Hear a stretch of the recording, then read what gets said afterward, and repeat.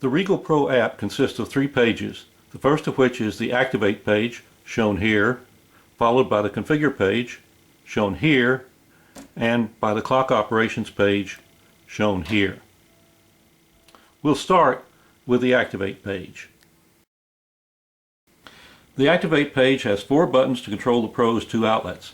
On the top left, we have the on-off button for outlet 1, and on the right, we have the Activate for Time button for outlet 1. Lower left, we have the on-off button for outlet 2 and the Activate for Time button for outlet 2. To turn an outlet on, simply touch the button, send the resulting message, and wait for the confirmation response. To turn the outlet off, simply touch the button again, send the resulting message, and wait for the confirmation response. To turn an outlet on for a specified time, simply touch the Activate for Time button. Use the time wheel to set the time you wish. In this case, for demonstration, we'll use 1 minute. Hit Done and transmit the message and wait for the response. The Activate page has 3 additional buttons for command and interrogation. The first is the Signal button. Touching this button and sending the message returns the cell signal strength at the site where the unit is being operated. Anything over 5 is adequate for normal operation. In this case, the signal strength is 18, which is excellent. On the lower right, we have the Outlets button. Touching this button and sending the message returns a message giving the status of the outlets at the time the message is received, whether the outlets are on or off. In this case, the message says that outlet 1 and outlet 2 are both off. The last button on the Activate page is this large red and white button right here. This button has but one purpose, and that is to make a telephone call to the unit to activate what is called the resident program. The resident program is a semi-permanent program that can be set up by the user very easily. We'll see that in the next page. And is activated only by a phone call. The advantage of this is that the phone call is free. So anytime you call your unit to activate it, there is no charge for your airtime.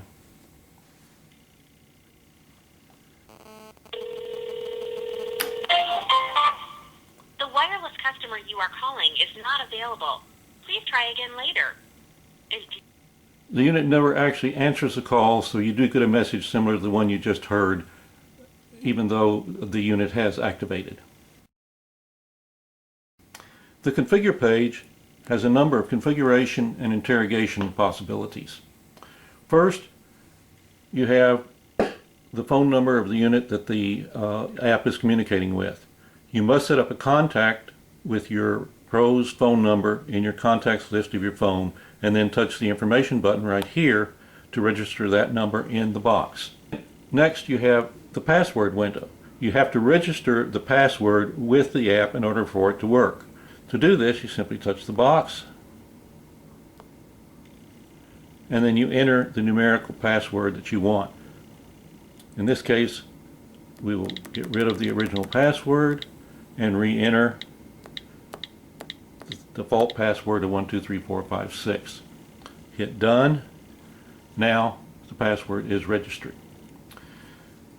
This box right here is to change the password of the unit. We suggest you use the default password until you're used to using the unit, then you can move on to change the password by following the instructions when you touch the Change Password box.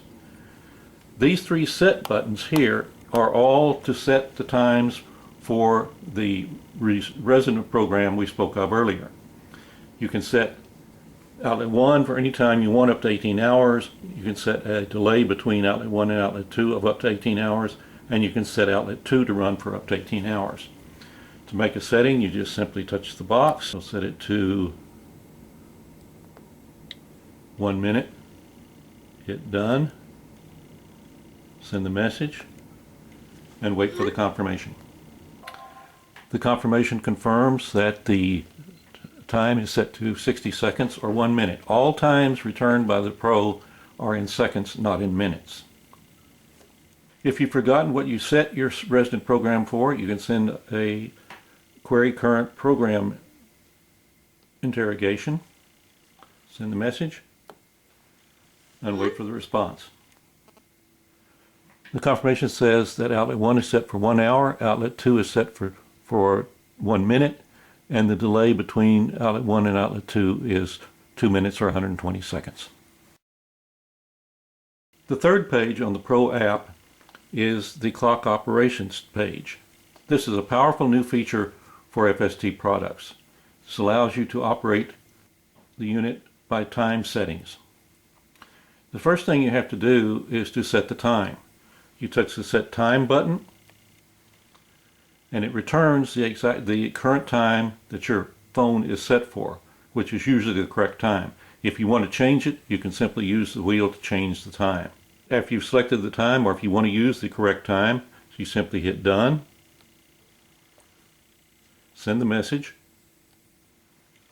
and wait for the confirming response.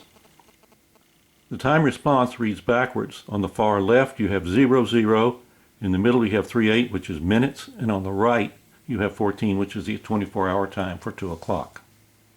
The important feature of the clock operations is being able to set a future time within 24 hours for the unit to turn an outlet on.